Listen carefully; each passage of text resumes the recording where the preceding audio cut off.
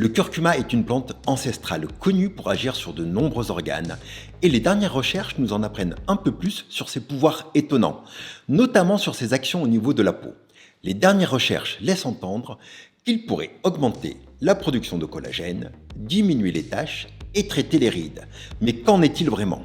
Est-ce que consommer du curcuma ou utiliser des soins du visage à base de curcuma permet d'avoir une belle peau? Permet-il vraiment de lutter contre l'Alzheimer et le cancer? Et surtout, est-il dangereux de se supplémenter en curcuma?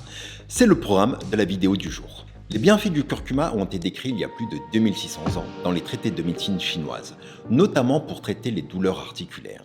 Le curcuma est une plante de la famille du gingembre qui regorge de curcumoïdes, dont la fameuse curcumine.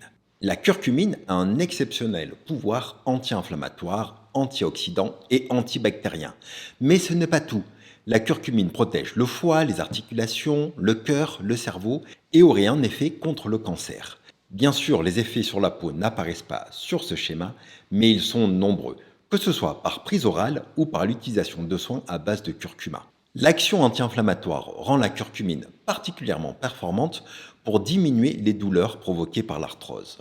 Et pour bien comprendre la puissance anti-inflammatoire du curcuma, je vais vous parler de cette étude qui compare l'efficacité du diclofénac, qui est un médicament anti-inflammatoire, versus le curcuma pour lutter contre les douleurs d'arthrose du genou sur 139 patients.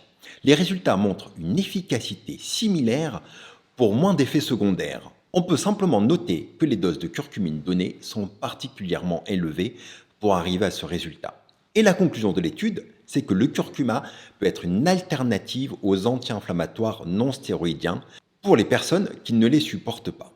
Cependant, de mon point de vue, n'arrêtez pas vos AINS pour passer au curcuma, car il ne s'agit que d'une seule étude et les doses données de curcuma peuvent se révéler dangereuses dans certains cas. Mais j'en reparlerai plus tard dans la vidéo. La curcumine, qui est appelée dans cet article le polyphénol jaune, a de nombreuses actions sur le cerveau.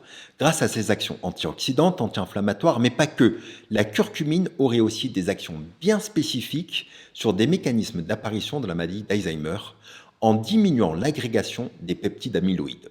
La curcumine peut également protéger le cerveau des dommages liés à l'âge via différents mécanismes, mais des recherches supplémentaires sont nécessaires pour confirmer ces résultats. La curcumine a aussi un grand intérêt dans de nombreuses maladies digestives, notamment sur les maladies inflammatoires des intestins, mais elle est aussi très efficace pour améliorer les problématiques de ballonnement. Avant de vous parler des effets du curcuma sur la peau, voyons si les informations sur les capacités anticancéreuses de la curcumine sont exactes. De nombreuses études ont été publiées et d'autres sont en cours. Il semblerait bel et bien que la curcumine aurait une certaine capacité à bloquer la multiplication des différents types de cellules cancéreuses.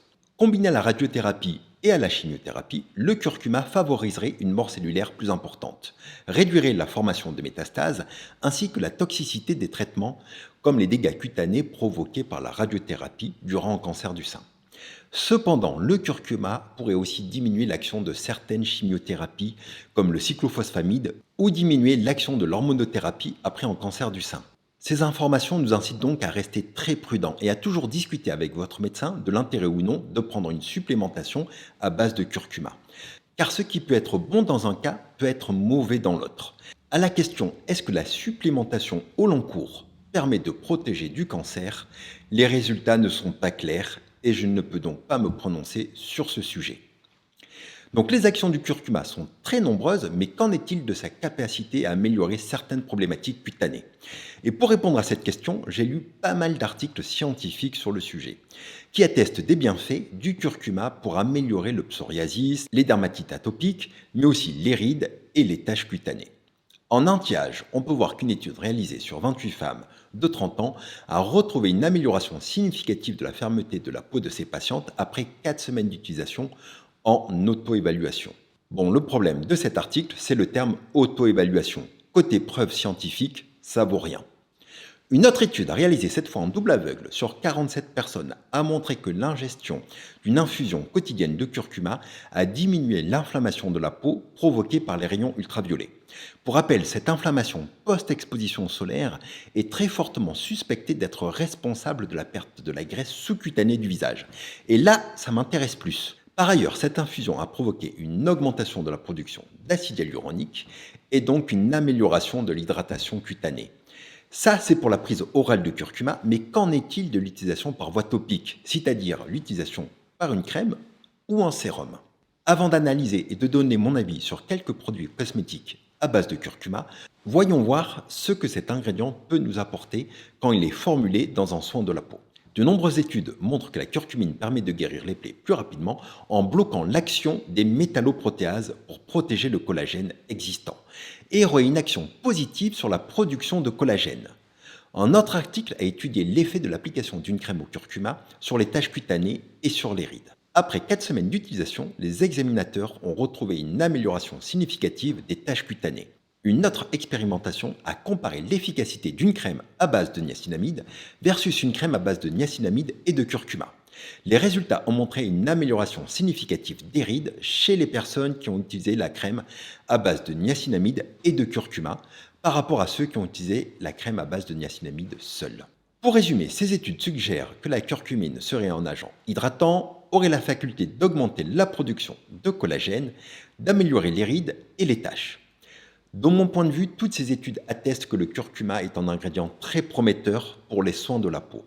Cependant, il manque encore un peu de données scientifiques pour avoir des faits bien établis et un consensus scientifique sur les bienfaits du curcuma dans les soins du visage. Maintenant, parlons produits cosmétiques.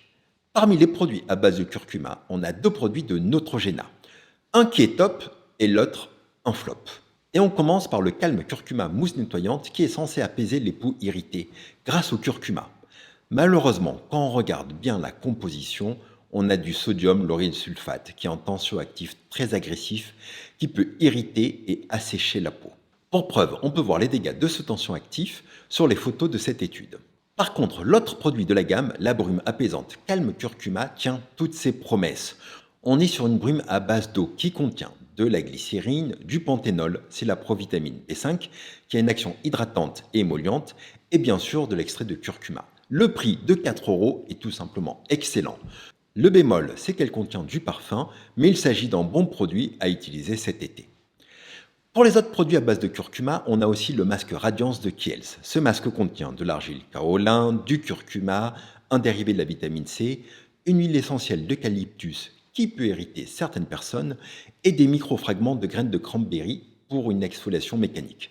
L'exfoliation mécanique sur le visage, c'est pas une pratique que je conseille vraiment, mais en été, c'est bien la seule période de l'année où cela peut être utile. Pour résumer, il s'agit d'un masque intéressant mais qui a quelques inconvénients. Le dernier produit dont je souhaiterais vous parler, c'est le double sérum de Clarins. Selon la marque, le double sérum de Clarins est un sérum tout en un ultra concentré qui cible à la fois les premiers signes de l'âge et les préoccupations des peaux plus matures. Formulé avec 21 extraits de plantes dont le curcuma, cette formule puissante aide à stimuler l'éclat, l'élasticité et la fermeté de la peau. Il est vrai que ce sérum est très agréable à l'utilisation, il a une belle odeur fruitée et il a la particularité d'être composé d'un sérum aqueux et d'un sérum huileux. Et on a des résultats prouvés. Mais malheureusement, c'est là que les choses se gâtent. Même si le test est réalisé sur 370 femmes, il s'agit d'un test de satisfaction après 28 jours. Et de mon point de vue, le test de satisfaction, c'est le plus faible niveau de preuve scientifique. On donne un produit et on demande si on est satisfait sans le moindre examen ou évaluation externe. Bref, passons. Ce qui m'intéresse, c'est que ce produit contient du curcuma et on voit clairement la volonté de la marque de le mettre en avant, sur ses photos ou même sur cette vidéo. La recherche Clarins a démontré l'efficacité de ces turmérones sur la communication cellulaire. Leur concentration dans l'extrait de curcuma atteint 65% afin de stimuler les 5 fonctions vitales de la peau. Après cet extrait, je dois vous avouer que je suis emballé et hyper confiant. Voyons donc la composition de ce double sérum. Le premier ingrédient, c'est de l'eau, un classique. Après, on a des émollients comme le cétaaryl isononoanoate ou le caprylique capryl-triglycéride et différents humectants comme la glycérine, le pentynylglycol ou le butylène-glycol. Le premier extrait de plante, c'est le Dicaxus sylvestris extract. C'est de la cardère sauvage. Et je ne retrouve pas grand-chose sur cet extrait, si ce n'est qu'il s'agit d'un antioxydant. Puis on retrouve du phénoxyéthanol, qui est un conservateur, qui a une particularité. Sa concentration maximale ne doit pas être supérieure à 1% dans la composition d'un produit. Et c'est particulièrement intéressant car cela veut dire que les 20 autres extraits de plantes sont présents à une concentration inférieure à 1%. Donc, c'est la douche froide. Je pensais honnêtement que ce produit contenait plus de curcuma, sûrement influencé par les superbes photos du produit.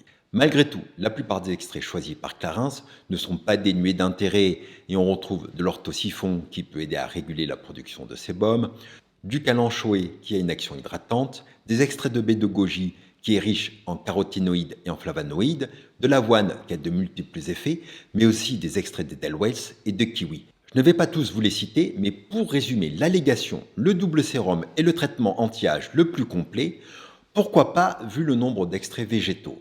Mais ce qui nous intéresse, c'est plutôt est-ce que ce sérum est le plus efficace. Et là, on est plus dans le domaine de la promesse que dans les faits scientifiques bien établis. Au final, j'ai l'impression qu'on est plus sur une accumulation d'extraits de plantes, mais sans ligne directrice claire. Après, ce n'est pas un mauvais produit. Ce type de sérum, pourquoi pas, mais à ce prix-là, il faut vraiment adhérer aux hypothétiques bienfaits des extraits de plantes qu'il contient. Pour les produits cosmétiques, c'est terminé. Pour en revenir à la prise orale de curcuma, le problème majeur, c'est que son absorption intestinale est faible et seul un petit pourcentage de curcumine ingérée est réellement absorbé par notre corps. Pour y remédier, une piste a été évoquée. Il s'agit de rajouter de la pipérine, qui est une substance présente dans le poivre noir.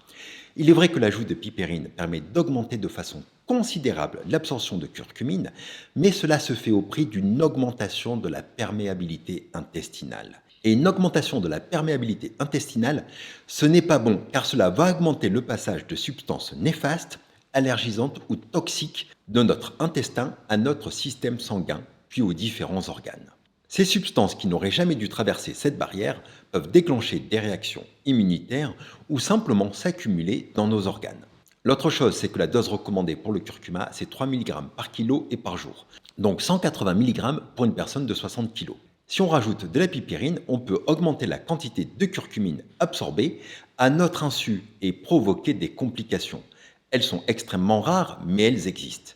Par exemple, le curcuma augmente la production et la sécrétion de bile et améliore les petits troubles digestifs comme les ballonnements. Néanmoins, cette augmentation de sécrétion de bile contre-indique la prise de curcuma si vous avez une obstruction des voies biliaires ou si vous avez une pathologie du foie, car des cas d'hépatite ont été rapportés après prise de suppléments à base de curcuma. Pour résumer, les actions du curcuma sont particulièrement intéressantes, mais comme toutes les bonnes choses, il faut les prendre avec modération. Donc n'hésitez pas à me parler de votre expérience avec le curcuma dans les commentaires, que ce soit via la prise orale ou via les soins du visage. Je vous souhaite un bon été et à très bientôt.